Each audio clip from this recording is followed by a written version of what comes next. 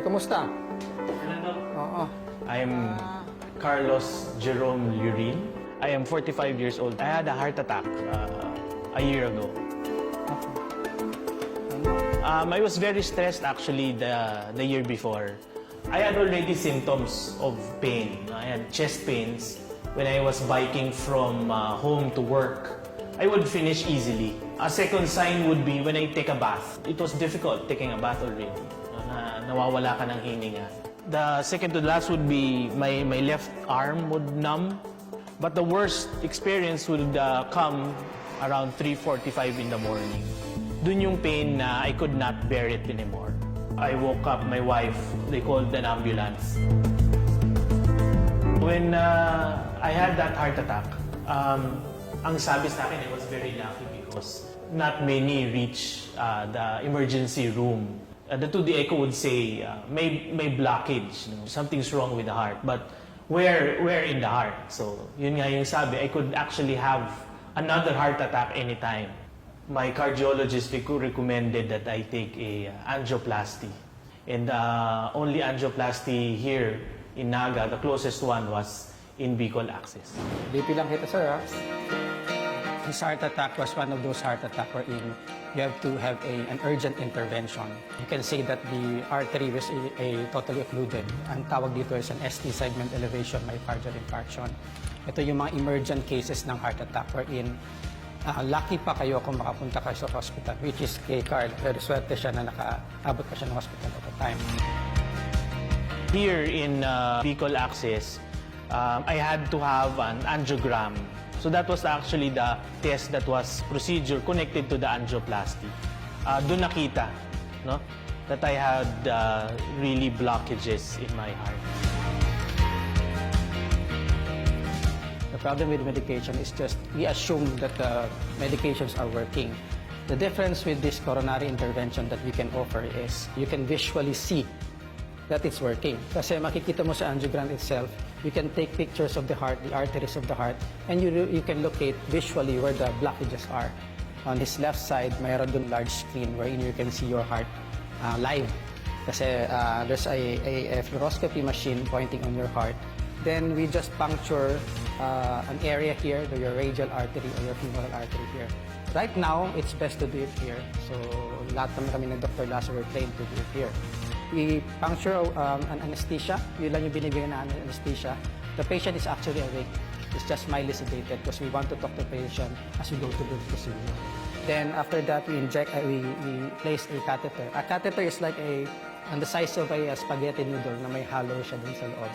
So it's a catheter, it's a long catheter that we insert all the way to your heart.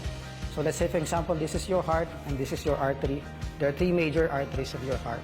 The catheter is placed here, and then we have to inject a dye. A dye is a medication that, when injected, it is like lighting up your artery, pataas. It will spread. It should spread here, here, and here. So we will know if there's any blockages. Let's say, for example, once you insert the dye, if it doesn't go through here or here, meaning to say this artery is blocked. That's the procedure of the coronary angiogram. The angioplasty is the thing that we do wherein we treat that blockage. We insert a wire here, we insert a balloon, then balloon it up. So, yung artery na narrow because of the blockages, in-inflate namin yung balloon. So the blood again can go through the muscles of your heart. And once it's inflated, we put in a tube, what you're calling your coronary stent. We place it there, and after which we remove it, and permanently yung tube nandun na yan. So it would hold up the artery para continuous na yung flow going to your muscles of the heart. So the muscles of your heart will again be able to move kasi may supply na agad siya ng blood. And the good thing about this is kapag meron kang intervention, the following day you can send the patient home. After a week, you can go back to work. Maybe after a week, you can do your regular exercise. You can do jogging, running. Even after a month, you can do anything. So parang brand new ka na ulit pag nagawa ka nun. I was glad that we had angioplasty here in Naga, so you don't have to travel anymore. Minsan, kinakabahan ka pag may procedure, no? But I saw in them that they were very confident and they were very professional in the procedure. I only stayed here 24 hours or 48 hours in Bicol Access. But the care was excellent. No? The care was excellent. Cath lab means cardiac catheterization laboratory. So this is the place where we interventional cardiologists do the procedures like coronary angiogram, angioplasty, but not only those procedures, we can also do pacemaker implantation, we can do balloon angioplasty of the valves of those patients, also with the other valve diseases. We can also have neurointervention. So it's basically multi-specialty center. Interventional radiologists can do also their procedures in a cath lab. Well, first and foremost, Bicol Access is fully equipped with the diagnostic test. And also, we have competent staff, and also doctors in Bicol Access. Not only that, the price of the procedures is competitive. And also, it's accredited by almost 35 HMOs.